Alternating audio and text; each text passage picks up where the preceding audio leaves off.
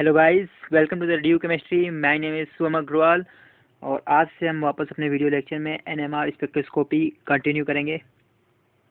हमने last video lecture में NMR का प्रिंसिपल कर दिया था और आज हम उसी प्रिंसिपल को कंटिन्यू करते हुए पूरा प्रिंसिपल समझेंगे।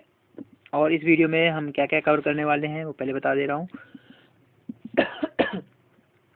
हम प्रिंसिपल कवर करेंगे पूरा। इसके बाद हम ये भी जानेंगे कि रेडियो वेव का यूज क्या होता है एनएमआर स्पेक्ट्रोस्कोपी में। क्योंकि कई प्रोफेसर्स, कई टीचर्स जो है वो आपको पूरा एनएमआर पढ़ा देंगे, लेकिन आपको ये नहीं बताएंगे, आपको ये नहीं पता होता है एट लास्ट कि हाँ रेडियो वेव्स का हमारा एक्चुअली यूज क्या है। तो मैं यहाँ पर वो सारी चीज़ें कवर करूँगा। इसके बाद हम मूव करेंगे केमिकल शिफ्ट पर। केमिकल शिफ्ट किस और ये सारा एनालिसिस हम करेंगे प्रोटॉन एनएमआर का, पीएनएमआर का। क्योंकि यह बहुत सारे न्यूक्लियस को मैंने अर्ली वीडियोज़ में स्टडी करवाया था कि हम कई सारे न्यूक्लियस का हम एनएमआर स्पेक्ट्रा ड्रॉ कर सकते हैं या एनएमआर रिकॉर्ड कर सकते हैं। तो हम इसमें क्या करने वाले हैं, हमारा बेसिकली जो दिल्ली यूनिवर्सिटी सेमेस्टर 6 का जो पैटर्न है, इस सिलेबस है, उसमें प्रोटॉन एनएमआर है, पीएनएमआर है। हमें प्रोटॉन्स का एनएमआर रिकॉर्ड करना है और उसको हम कैसे रिकॉर्ड करते हैं, एक स्केल है केमिकल शिफ्ट का, डेल्टा स्केल, वो स्टडी करेंगे। इसमें हम सॉल्वेंट यूज़ करते हैं स्टैंडर्ड टीएमएस, वो क्यों यूज़ करते हैं वो स्टडी करेंगे। इसमें हम फिर डाउन फील्ड, अप फील्ड, ये सारा कुछ स्टडी करेंगे। तो चलिए फिर स्टार्ट करते हैं। तो welcome to the due chemistry again, let's start. देखिए हमने प्रिंसिपल काफ़ी चीज़ें कवर अप कर ली थी, बट मैं फिर से स्टार्टिंग से आपको सारी चीज़ें रिवाइज करवा देता हूँ थोड़ा थोड़ा, जिससे कि आगे बढ़ने में हमें आसानी रहेगी। ठीक है, देखिए लुक, सबसे पहले देखिए हमारे पास होंगे न्यूक्लियाइज, बहुत सारे न्यूक्लियाइज होंगे। ठीक है, मान लीजिए एक हमारे पास बाउल है जिसमें हाइड्रोजन हाइड्रोजन हाइड्रोजन हाइड्रोजन ही हाइड्रोजन है। ये सपोज करिए, एक हाइपोथेटिकल केस ले रहा हूँ। ठीक है, हाइड्रोजन की बहुत सारी न्यूक्लियस पड़ी हुई हैं और मैंने अर्ली वीडियो में बताया भी था कि न्यूक्लियस का नेट स्पिन होना चाहिए कुछ, नेट स्पिन न्यूक्लियस का नेट स्पिन कुछ होना चाहिए, मतलब जीरो नहीं होना चाहिए, तभी वो न्यूक्लियस एनएमआर एक्टिव होगा।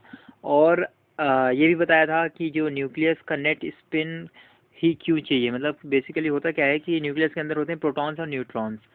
तो प्रोटॉन्स का कुछ अपना स्पिन होता है, न्यूट्रॉन्स का कुछ अपना स्पिन होता है। तो ओवरऑल अगर स्पिन जीरो है तो एनएमआर शो नहीं करेगा, क्योंकि जो न्यूक्लियस है ओवरऑल उसका स्पिन जीरो हो चुका है ना। तो ओवरऑल अगर न्यूक्लियस का स्पिन चाहिए तो एटलीस्ट उसका स्पिन नॉन जीरो होना चाहिए।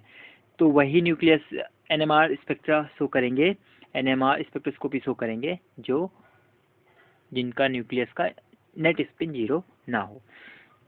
ठीक है, तो हमने इसमें बहुत सारे बताए थे, किसमें इवन ऑड का फंक्शन होता है कि किसका एटॉमिक नंबर ऑड है और एटॉमिक मास इवन है तो वो शो करेगा, और जो जिसका इवन है तो वो शो नहीं करेगा। तो मैंने अर्ली वीडियोज़ में सारा कुछ डिटेल में बताया हुआ है, वहाँ पर आप जाएं और उसको कवर करें। अगर नहीं देखा है तो, अगर देख लिया है तो फिर आप आगे बढ़ सकते हैं। ठीक है, तो हम बेसिकली कवर अप करने वाले हैं जिसका आई कहें या फिर कहें टोटल जो हाँ आई जो है, मतलब नेट जो स्पिन है वो हाफ है। ठीक है, हम उन्हीं कंपाउंड को यहाँ पर डील करने वाले हैं जिनका नेट आई हाफ है। ठीक है, ठीक है। अब प्रिंसिपल क्या कह रहा है, प्रिंसिपल क्या कह रहा है कि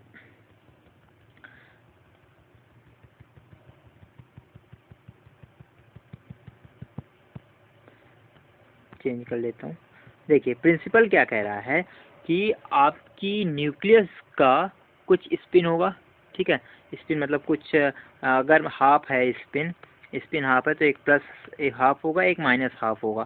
तो मतलब एक अगर इस डायरेक्शन में आधा मूव कर रहा है, आधा इस साइड में मूव करेगा। ठीक है, अब क्या होता है, मैंने तुम्हें बताया था कि जब स्पिन करता है न्यूक्लियस तो वो एक मैग्नेटिक फील्ड और इलेक्ट्रिक फील्ड जनरेट करता है। क्या बताया था मैंने कि जो न्यूक्लियस अगर स्पिन कर रहा है, न्यूक्लियस अगर स्पिन कर रहा है और न्यूक्लियस में तो पता है चार्ज है, तो चार्ज, स्पिनिंग चार्ज स्पिन कर रहा है और चार्ज है, तो स्पिनिंग चार्ज मैग्नेटिक फील्ड और इलेक्ट्रिक फील्ड जनरेट करता है। तो हम यहाँ पर मैग्नेटिक फील्ड की चर्चा कर रहे हैं, ठीक है। तो मैग्नेटिक फील्ड जनरेट करा, अब उस मैग्नेटिक फील्ड की कुछ एनर्जी होगी, कुछ अपनी एनर्जी होगी, और सारे जितने भी न्यूक्लियाइज हैं, अगर सेम टाइप के न्यूक्लियाइज हैं, हाइड्रोजन हाइड्रोजन हाइड्रोजन, तो सबकी एनर्जी सेम होगी, ठीक है, सब सेम एनर्जी के होंगे। मतलब सबका जो मैग्नेटाइजेशन, इसको वर्ड हम यूज़ करते हैं, बट मतलब क्या है कि सब जितना भी मैग्नेटिक फील्ड प्रोड्यूस कर पा रहे होंगे सब सेम होगा, सेम एनर्जी के होंगे सारे न्यूक्लियाइज, ठीक है। मतलब कुछ स्पिन ऐसा कर रहा है, कुछ ऐसे कर रहे हैं, कुछ ऐसे कर रहे हैं, ठीक है। बट होता क्या है, जैसे आप इसमें एक्सटर्नल मैग्नेटिक फील्ड अप्लाई करते हो, एक्सटर्नल मैग्नेटिक फील्ड अप्लाई करते हो, तो क्या होगा कि इसमें आपको पता है कि एक होता है नॉर्थ, एक होता है साउथ, कुछ फील्ड लाइन्स ऐसे मूव कर रही होती हैं, कुछ ऐसे मूव कर रही होती हैं, ठीक है। तो जो न्यूक्लियाइज इस फील्ड की डायरेक्शन में लाई कर जाएंगे, जैसे नॉर्थ वाले में लाई कर रहा है ना, और ये साउथ है, इसका साउथ है और नॉर्थ है, तो अगर इस पे लाई कर रहा होगा, मतलब फील्ड की डायरेक्शन में अगर न्यूक्लियाई लाई कर रहा होगा, तो एनर्जी उसकी लो होगी। मैं जो बताना चाह रहा हूँ उसको समझो कि देखो, ये देखो, इस केम ड्रॉ को समझो, इस स्लाइड को बेसिकली समझो कि देखिए ये आपका नॉर्मल है, अपनी अपनी डायरेक्शन में न्यूक्लियाइज मूव कर रहे हैं। जब हमने मैग्नेटिक फील्ड अप्लाई नहीं करा है, जब हमने बाहर से मैग्नेटिक फील्ड नहीं अप्लाई करा है, तो अपनी अपनी डायरेक्शन में मूव कर रहे हैं। जब हमने बाहर मैग्नेटिक फील्ड अप्लाई कर दिया, ये देखिए, इसको समझिए, ये हमने मैग्नेटिक फील्ड अप्लाई करा, तो ये देखिए जो मैग्नेटिक फील्ड की डायरेक्शन में है ये है, तो इनकी एनर्जी कम हो जाएगी, ठीक है। और जो मैग्नेटिक फील्ड की डायरेक्शन में नहीं है, जो अपोजिट है, तो इनकी हाई एनर्जी हो जाएगी। इसी को हम बोलते हैं स्प्लिटिंग हो जाना, ठीक है। स्प्लिटिंग कैसे हो रही है, हम एक्सटर्नली मैग्नेटिक फील्ड को अप्लाई कर रहे हैं, जिसकी वजह से जो सेम एनर्जी की जो न्यूक्लियाइज थे, वो अब डिस्ट्रीब्यूट हो गए, कुछ लो एनर्जी और कुछ हाई एनर्जी में। लो एनर्जी वाले कौन से हुए, जो एक्सटर्नली मैग्नेटिक फील्ड के साथ अलाइन कर रहे थे, जो एक्सटर्नली मैग्नेटिक फील्ड के साथ अलाइन कर रहे थे वो लो एनर्जी के, और जो एक्सटर्नली मैग्नेटिक फील्ड को अपोज कर रहे थे वो हाई एनर्जी के। और इस एनर्जी गैप को अगर हम बोल रहे हैं डेल्टा ई, ठीक है। अगर इस एनर्जी गैप को हम बोल रहे हैं डेल्टा ई, और ये है माइनस, ये अगर प्लस हाफ वाला स्पिन है और ये माइनस हाफ, क्योंकि मैंने अभी आपको पहले बताया कि स्पिन कर रहा है न्यूक्लियस, तो एक पॉजिटिव डायरेक्शन में एक नेगेटिव डायरेक्शन में, मतलब एक प्लस हाफ एक माइनस हाफ, तो ये आपके स्पिन हो गए, और इसके बीच का गैप डेल्टा ई हो गया, ठीक है, ठीक है। ये सारा कंटेंट को एक बार फिर से हम स्टडी करेंगे, पहले मैं आपको बेसिक प्रिंसिपल समझा दूँ, ठीक है। ये डेल्टा ई हो गया, ठीक है। अब इसमें यूज ऑफ रेडियो वेव बहुत ही इंपॉर्टेंट फैक्टर है, जो प्रोफेसर टीचर्स कवर नहीं करते, ठीक है। रेडियो वेव का जो यूज़ है, वो रेडियो वेव का यूज क्या है, यहाँ तक तो हमने मैग्नेटिक फील्ड को अप्लाई करके हमने स्प्लिटिंग करा दी, ठीक है।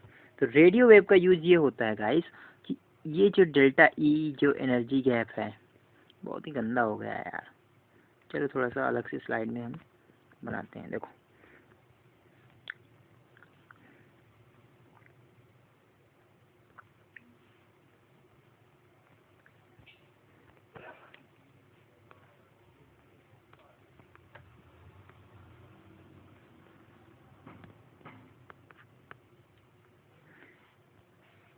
डेल्टा ई है, ये जो गैप होता है ये लाई करता है रेडियो वेव की फ्रीक्वेंसी, या फिर रेडियो वेव की एनर्जी जितनी होती है वही उतना ही गैप इन दोनों स्टेट्स के बीच में होता है।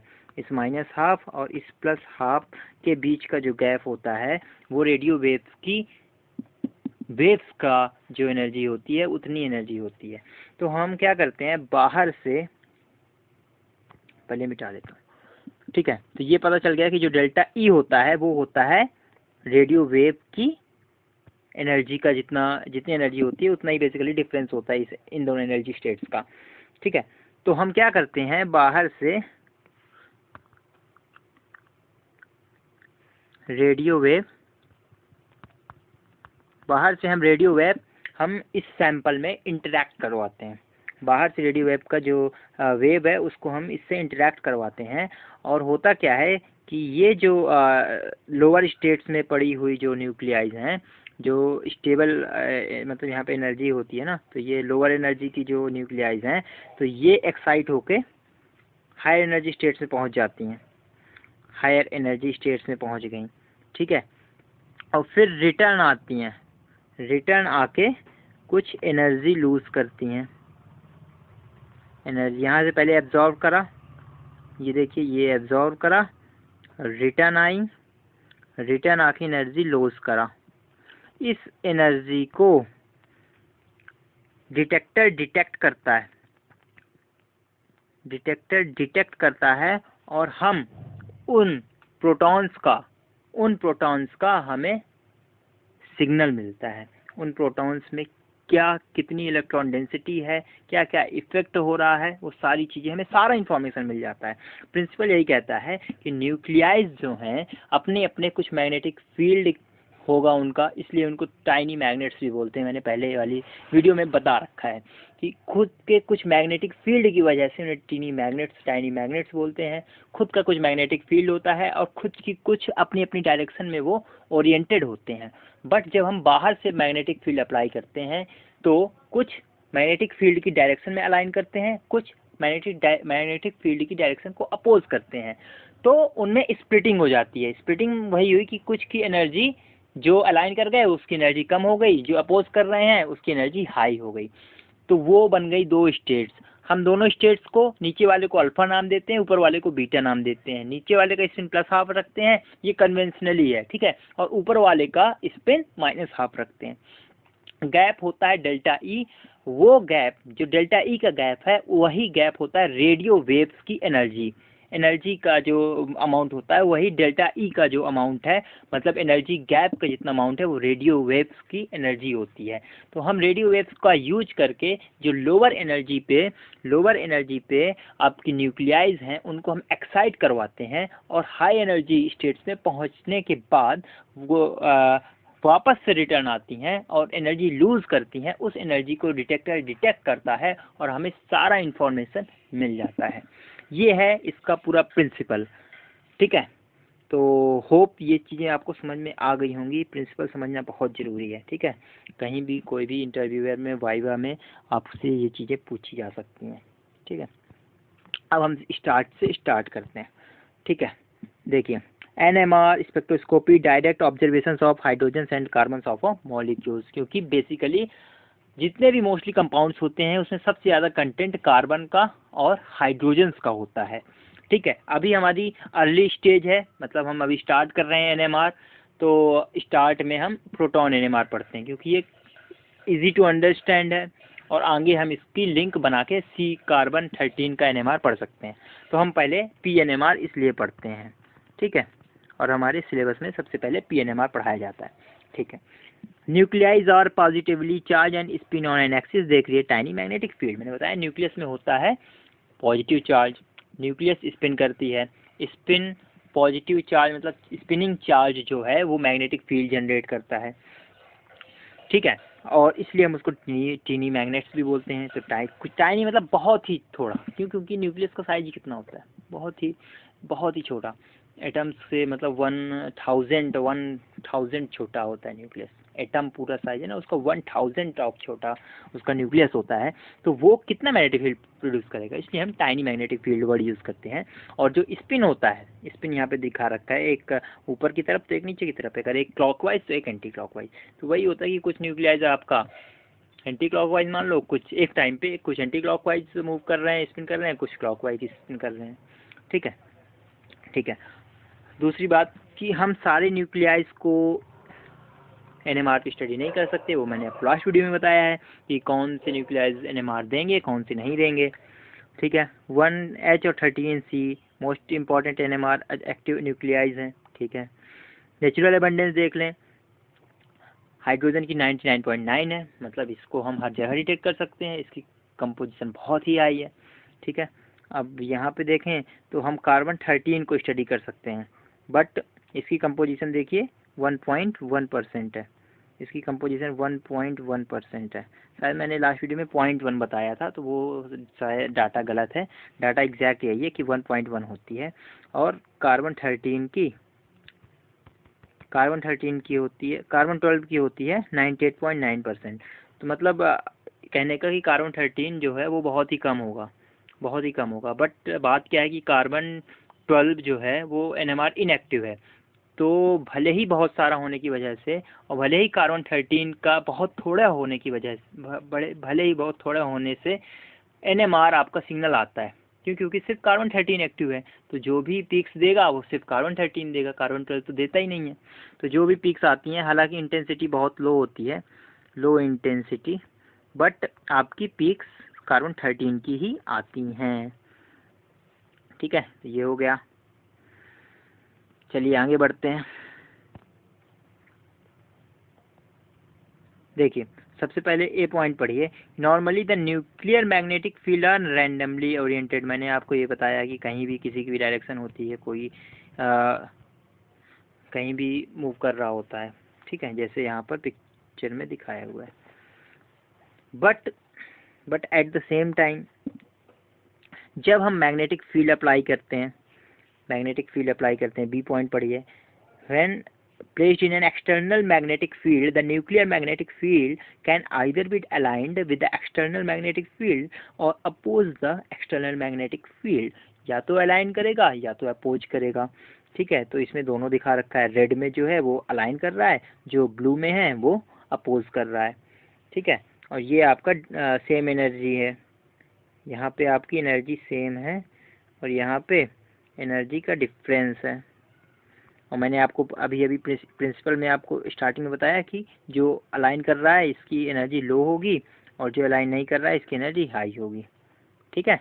नेक्स्ट देखते हैं, energy difference between the aligned and opposed to the external magnetic field is generally small. Generally बहुत स्मॉल होता है, नॉर्मली बहुत स्मॉल होता है, बट हम क्या करते हैं, स्मॉल होता है। और अगर आप थोड़ा सा इसकी डीप स्टडी करोगे तो आपको पता चलेगा, एक बोल्ट्जमैन फैक्टर होता है, बोल्ट्जमैन फैक्टर के अकॉर्डिंग हमें ये पता चलता है कि जो n एक्साइटेड और n जो ग्राउंड स्टेट है वो बहुत ही नॉर्मल, लगभग 1 के करस्पॉन्ड होता है। मतलब लगभग 1, मतलब जो number of nuclei in the ground state equals to number of nuclei in the excited state. मतलब क्या है कि जितनी न्यूक्लियाई ग्राउंड स्टेट में है, मतलब यहाँ पे होती हैं, उतनी न्यूक्लियाई ऊपर वाले में भी होती हैं जब हम मैग्नेटिक फील्ड अप्लाई करते हैं।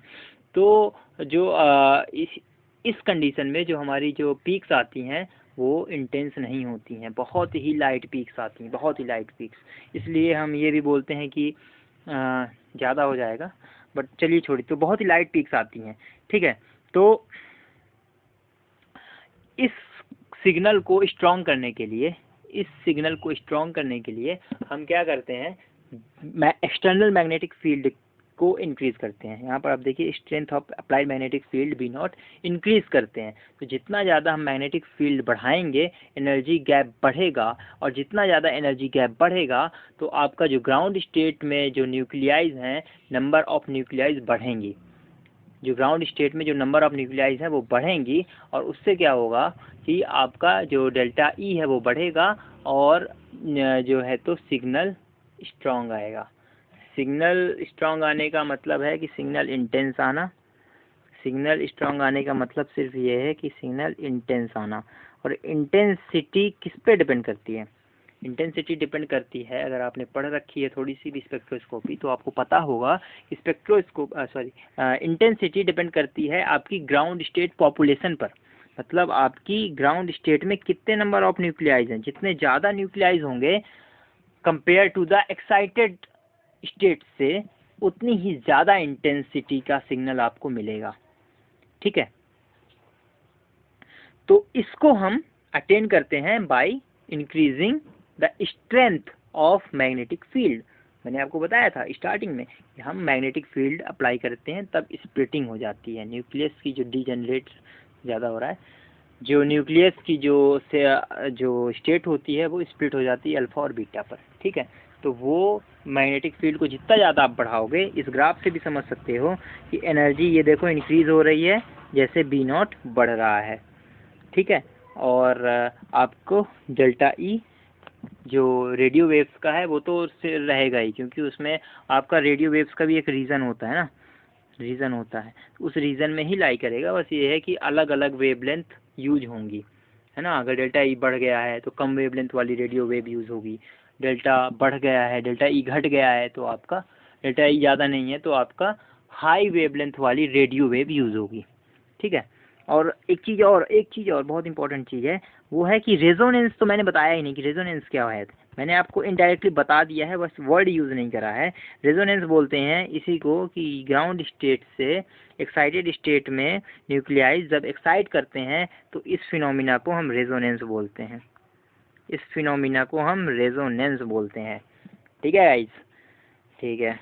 अब जो डेल्टा ई का जो फॉर्मूला निकल के आता है वो देखिए ये आता है, delta equal to H nu और gamma B nought H upon 2 pi. ये कैसे आता है, डेल्टा ई प्रोपोर्शनल होता है, पहले तो आपका न्यू क्या है, मैग्नेटिक मोमेंट, किसका मैग्नेटिक मोमेंट, न्यूक्लियाइज का, इन द अब्सेंस, जब हम मैग्नेटिक फील्ड अप्लाई नहीं करते हैं, in the absence of magnetic field new होता है उसका मैग्नेटिक मोमेंट, किसका, न्यूक्लियाइज का। न्यू होता है आपका गामा इंटू आई मतलब न्यूक्लियस की स्पिन, ठीक है। और डेल्टा ई इक्वल टू क्या होता है, न्यू और आपका बी नॉट, ठीक है। तो इस तरह फाइनली आपका जो डेल्टा ई का एक्सप्रेशन आता है वो आता है गामा आई बी नॉट, ठीक है। और ये एच अपॉन 2 पाई ये कांस्टेंट आता है जब आई को आप एलिमिनेट करोगे आगे, तब ये चीज़ें पता चलेंगे। अभी इतना इस परेशान नहीं होना है, ये सारी चीज़ें आगे कवर अप होंगी, ठीक है। एच कट होता है, एच कट को ही एच अपॉन 2 पाई, ये रिड्यूस्ड प्लांक्स कांस्टेंट होता है एच कट, ठीक है। ये तो आपने पहले ही पढ़ रखा होगा। गामा बहुत इंपॉर्टेंट टर्म है, गामा को बोलते हैं हम गायरो मैग्नेटिक रेशियो, गायरो या फिर जायरो मैग्नेटिक रेशियो, और यहाँ पर मैंने वैल्यू भी दे रखी है कि 1H की कितनी होती है, 13C की कितनी होती है। आगे बढ़ते हैं, देखिए आपने एक थ्योरेटिकल पॉइंट ऑफ व्यू से आपने एनएमआर का प्रिंसिपल समझ लिया है, बट थोड़ा सा हम पिक्टोरियल डायग्राम से भी समझ सकते हैं कि आखिर जब इंस्ट्रूमेंट पर ये वर्क किया जाता है तो कैसे ये आप इसे समझ सकते हो। तो देखो यहाँ से हमने ये सैंपल रख दिया, ये आपके मैग्नेट्स लगे हुए हैं, सैंपल का कुछ अपना जो न्यूक्लियाइज होंगे उस खुद का कुछ थोड़ा बहुत मैग्नेटिक फील्ड होगा, और जैसे ही ये मैग्नेट्स आपके एक्सटर्नली मैग्नेटिक फील्ड प्रोवाइड कर रहे होंगे तो कुछ न्यूक्लियाइज अलाइन कर रही होंगी, कुछ अपोज कर रही होंगी, वो यहाँ पर दिखेगा नहीं, बहुत ही नैनो स्केल पर, क्योंकि एटम्स को स्टडी करा जा सकता है, न्यूक्लियाइज को स्टडी करा जा सकता है, तो यहाँ पर वो सारी चीज़ें होंगी। और यहाँ से फिर हम रेडियो फ्रिक्वेंसी जनरेटर से रेडियो वेव को भेजेंगे जो कि रेजोनेंस करवाएगी। रेजोनेंस मैंने बताया ना कि आपकी नीचे वाली जो स्प्लिटिंग हो जाएगी, पहले स्प्लिटिंग हो जाएगी, स्प्लिटिंग होने के बाद जो लोअर स्टेट से हायर स्टेट में न्यूक्लियाइज का आना जाना ही रेजोनेंस होगा, वो रेजोनेंस होता है रेडियो वेव्स की मदद से, ठीक है। और जो भी एनर्जी अब्जॉर्ब करेगी फिर रिलीज करेगी उसको हम डिटेक्टर से डिटेक्ट कर लेंगे और अपना काम हो जाएगा। आगे बढ़ते हैं। अब मैंने आपको बता ही दिया पहले कि अलग अलग जो न्यूक्लियाइज होंगी वो अलग अलग डेल्टा ई का अब्जॉर्ब करेंगी। डेल्टा ई मतलब या कह सकते हैं अलग अलग लेमडा की अलग अलग वेवलेंथ की रेडियो वेव अब्जॉर्ब करेंगी रेजोनेंस के लिए, ठीक है।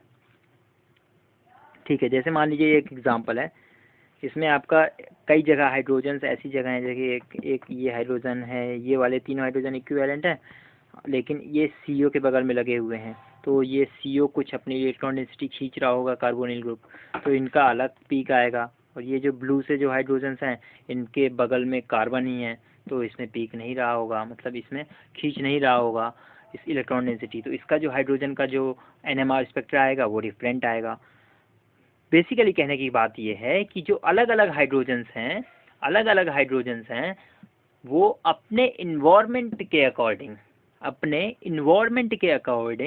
वो रेडियो वेव्स को एब्जॉर्ब करेंगे, है ना। अपने अपने इन्वायरमेंट के अकॉर्डिंग इनका जो डेल्टा ई होगा, है ना, अल्टीमेटली इसका डेल्टा ई ही तो इफेक्ट हो रहा है। अगर ये कार्बोनिल ग्रुप इलेक्ट्रॉन डेंसिटी को खींच रहा है, इस CH को अगर हम वर्क कर रहे हैं, तो इस CH को अगर हम काम कर रहे हैं, इस CH को हमारा फोकस है, तो इस CH की जो इलेक्ट्रॉन डेंसिटी है हाइड्रोजन के पास, वो carbonyl group through inductive effect या किसी से भी अगर वो इलेक्ट्रॉन डेंसिटी को खींच रहा है, तो CH पे इलेक्ट्रॉन डेंसिटी कम हो रही है, मतलब हाइड्रोजन पे इलेक्ट्रॉन डेंसिटी कम हो रही है। इलेक्ट्रॉन डेंसिटी कम होने की वजह से ये जो डेल्टा ई है ये इफेक्ट पड़ेगा, और जब डेल्टा ई पर इफेक्ट पड़ेगा तो जो रेजोनेंस के लिए हम एक्सटर्नली रेडियो वेव का यूज़ करेंगे उसकी भी डेल्टा ई पर प्रभाव पड़ेगा, मतलब लेमडा उसका चेंज हो जाएगा, या तो कम होगा या तो ज़्यादा होगा। तो जो सबसे ऊपर लिखा हुआ है कि different nuclei absorb electromagnetic radiation at different wavelength, ठीक है, एंड एनर्जी, और ये क्या है basically, energy required to bring about resonance, ठीक है। Nuclei of a given type will resonate at different energies and it depends upon their chemical and electronic environment। मैंने आपको ये पहले ही बात बताई, अल्टीमेटली डिपेंड करता है इन्वायरमेंट पे, है ना, कि आपके आजू बाजू पे क्या है। अगर आजू बाजू पे इलेक्ट्रॉन खींचने वाले ग्रुप्स हैं तो हाइड्रोजन की जो इलेक्ट्रॉन डेंसिटी है उससे खींच लेंगे। अगर आजू बाजू पे इलेक्ट्रॉन डोनेट करने वाले ग्रुप्स लगे हुए हैं, ठीक है, तो वो इलेक्ट्रॉन डेंसिटी को बढ़ा देंगे। तो अल्टीमेटली जो गैप है डेल्टा ई का, ये जो गैप है इसको चेंज करेगा, और इसको चेंज करने से जो आपकी रेडियो वेव यूज होने वाली होगी, किसके लिए, रेजोनेंस के लिए, रेडियो वेव जो यूज होने वाली होगी वो डिफरेंट वेवलेंथ की यूज होगी, ठीक है। और ये मैंने आपको बताया कि इसको हम जब स्पेक्ट्रा आता है इसको हम स्टडी करते हैं, एक स्केल बनाया हुआ है या फिर एक कह दें एक वो बनाया हुआ है, उसको हम बोलते हैं डेल्टा, ठीक है। डेल्टा स्केल होती है कि जो आपका स्पेक्ट्रा हम रिकॉर्ड करते हैं उसको डेल्टा स्केल पे, यहाँ पे डेल्टा होता है, यहाँ पे इंटेंसिटी होती है, ठीक है, उससे हम रिकॉर्ड करते हैं। ये थर्ड लाइन जो लिखी हुई है, थर्ड की the position chemical shift, position मतलब यहाँ पे आएगा, यहाँ पे आएगा, यहाँ पे आएगा, यहाँ पे, इसको हम बोलते हैं केमिकल शिफ्ट पर, कि इतना केमिकल शिफ्ट आ रहा है, मतलब अगर बोल रहे हैं 5 यहाँ आ रहा है, 4 6 यहाँ आ रहा है, 8 यहाँ आ रहा है, तो इस तरह ये पोजीशन होगी, ठीक है, स्केल में पोजीशन होगी। और पैटर्न मतलब यही इंटेंसिटी मतलब अगर बहुत ज़्यादा, जैसे ये वाली पीक को देखिए, बहुत इंटेंस सिग्नल है, मतलब बहुत सारे सेम हाइड्रोजन्स है, सेम टाइप के हाइड्रोजन्स हैं, ये बहुत कम आएगी। अगर ऐसे आ रही है तो मतलब वो उस टाइप के हाइड्रोजन्स बहुत कम हैं, ठीक है। अब इसमें एक पैटर्न भी आप ऑब्जर्व करते हो, कहीं पे बहुत ज़्यादा स्प्लिटिंग हो रही है एक ही सिग्नल में, यहाँ पर देखिए एक सिग्नल में 3 स्प्लिटिंग हो रही है, यहाँ पर भी स्प्लिटिंग हो रही है, तो ये पैटर्न होता है। और ये स्प्लिटिंग होती है, कपलिंग होती है, काफ़ी सारी चीज़ें हैं, ये सारे हम आगे आने वाले लेक्चर्स में कवर अप करेंगे, ठीक है। आगे बढ़ते हैं, केमिकल शिफ्ट को समझ लेते हैं। केमिकल शिफ्ट को पहले अच्छे से समझना बहुत इंपॉर्टेंट है, क्योंकि आगे सारा कुछ खेल इसी का है, हम इसी के टर्म्स में बातें करेंगे, इसी के टर्म्स में क्वेश्चन सॉल्व करेंगे, क्वेश्चंस में हमसे यही कैलकुलेट करवाएगा, ठीक है। तो केमिकल शिफ्ट एक्चुअली है क्या, सबसे पहली वाली लाइन पढ़िए कि the exact field strength in PPM unit होती है पार्ट पर मिलियन। तो अभी इतना ज़्यादा घुसने की जरूरत नहीं है, बस डेफिनेशन पढ़ लीजिए। और ये सारा मटेरियल जितना यहाँ पे लिखा हुआ है बहुत ही, ये मान लीजिए कंसाइज में है, इतना बस आपको कॉपी में नोट कर लेना है, और जितना मैंने पढ़ाया है इसको ध्यान से पढ़ने के बाद एक बार उन नोट्स का रिवाइज कर लेना है, रिवीजन मार लेना है, सारा कॉन्सेप्ट क्लियर है। एग्ज़ाम के टाइम पे उसी को पढ़ के जाओ, कोई एंट्रेंस देने जा रहे हो तो उसी को पढ़ के जाओ, ये इतना मटेरियल बहुत है, ठीक है। तो the exact field strength of a nuclei comes into resonance related to a reference standard. इसको आप बेटर होगा कि इसके फॉर्मूले से समझो, फॉर्मूला शायद मैंने दिया हुआ है, ये इसको समझ लो आप, इसको जैसे ये है ना, तो उससे पहले भी आपको समझना पड़ेगा आपको रेफरेंस स्टैंडर्ड। हम इसमें एक रेफरेंस लेते हैं। उस रेफरेंस में हम लेते हैं टीएमएस सॉल्वेंट को। टीएमएस सॉल्वेंट क्या है, ये देखिए, ये है टीएमएस का फॉर्मूला,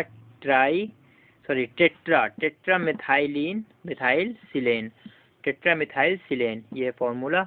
इसको हम लेते हैं, क्यों लेते हैं, क्योंकि इसमें जो हाइड्रोजन्स हैं वो मिनिमम, मतलब ये कह सकते हैं कि बिल्कुल एग्जैक्ट वैल्यू ऑलमोस्ट जितनी भी हाइड्रोजन की हो सकती है वो वैल्यू आपकी आती है।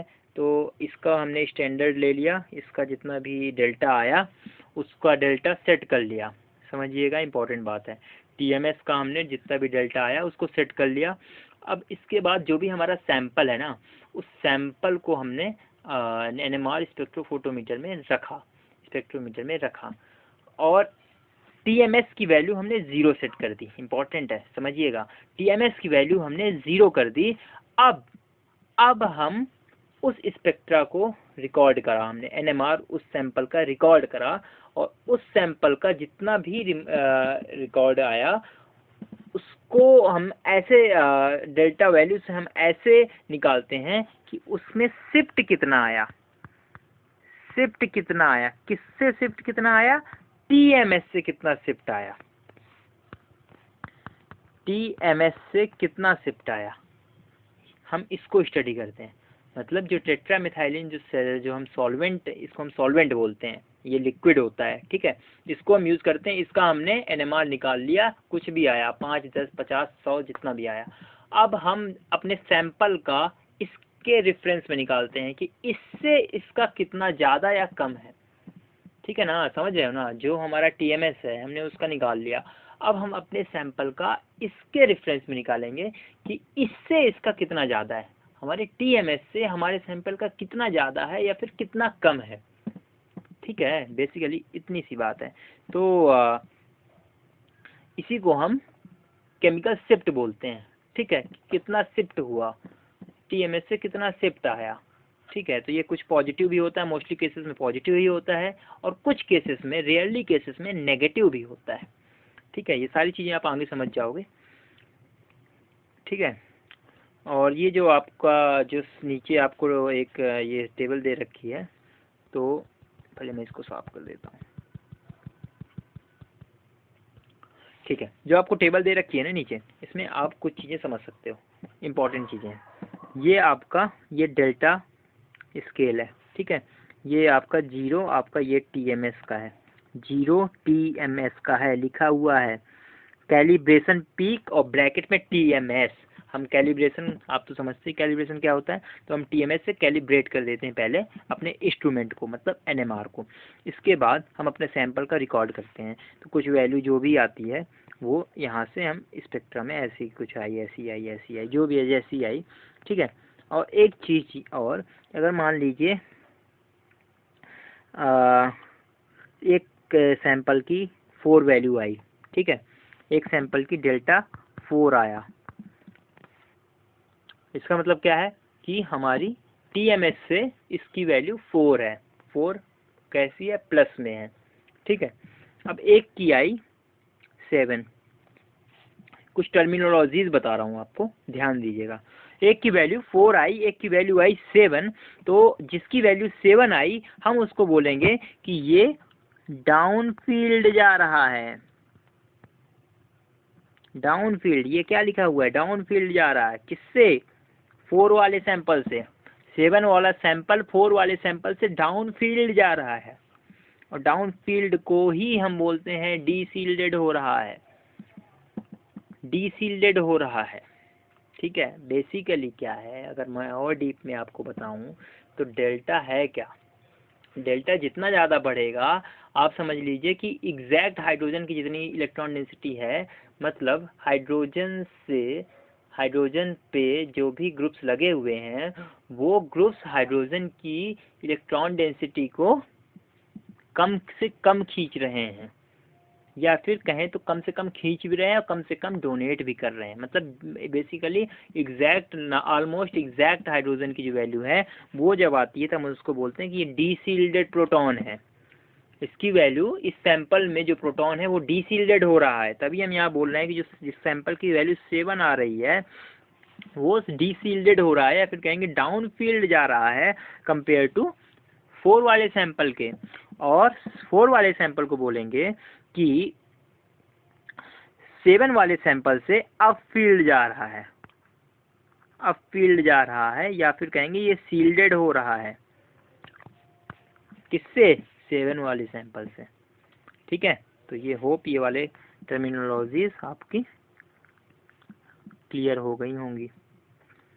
दूसरी लाइन पढ़िए। Electron cloud shield nuclei from the external magnetic field. जो हमारी जो इलेक्ट्रॉन क्लाउड होती है ना, वो सील्ड करती है ना, from the external magnetic field causing them to absorb high energy. वही चीज़ जो मैंने आपको बता दी। सील्डिंग क्या है? Influence of the neighbouring functional groups on the electronic structure and the nuclei and consequently the chemical shift of the resonance. बोल रहा है कि influence of the neighbouring functional groups, मैंने आपको बताया कि जो अगर आजू बाजू में जो ग्रुप्स लगे हुए हैं वो क्या कर रहे हैं, इलेक्ट्रॉन डेंसिटी बढ़ा रहे हैं या तो घटा रहे हैं। अगर बढ़ा रहे हैं, influence of the on the electronic structure, अगर इलेक्ट्रॉनिक स्ट्रक्चर में बढ़ा रहे हैं तो अराउंड न्यूक्लियाई, तो केमिकल शिफ्ट या तो बढ़ेगा या तो घटेगा, तो कॉन्सिक्वेंटली इफेक्ट करेगा केमिकल शिफ्ट पे। ठीक है, ये एग्जांपल देके मैंने आपको बता दिया। आगे बढ़ते हैं जल्दी से। तो ये आपको बेसिकली डेल्टा को अगर समझना है तो इससे समझ लीजिए कि न्यू यहाँ पे ये न्यू है, न्यू सैंपल, मतलब डेल्टा जो वैल्यू आती है ना, डेल्टा निकाला कैसे जाता है, 4i 5i 6i कैसे कितनी आई, तो न्यू सैंपल की हमको तो पता होती है, न्यू सैंपल की हमको पता होती है। ठीक है, अब जो न्यू सैंपल की नहीं, न्यू टीएमएस की हमको पता होती है, न्यू टीएमएस की हमको पता होती है। न्यू सैंपल की हमने निकाली एनएमआर से। और न्यू नॉट मतलब बेसिकली जो आपका एनएमआर जो एनएमआर मीटर है, मतलब एनएमआर इंस्ट्रूमेंट है, उसमें आपने कितनी फ्रीक्वेंसी की रेडियो वेव यूज़ करी, operating frequency in mega hertz और केमिकल शिफ्ट इन हर्ट्ज। तो ये आपको डेल्टा आती है वैल्यू। ठीक है, तो होप ये क्लियर हो गया होगा। यहाँ पे देखिए ये चीज़ जो मैंने आपको लास्ट स्लाइड में बताई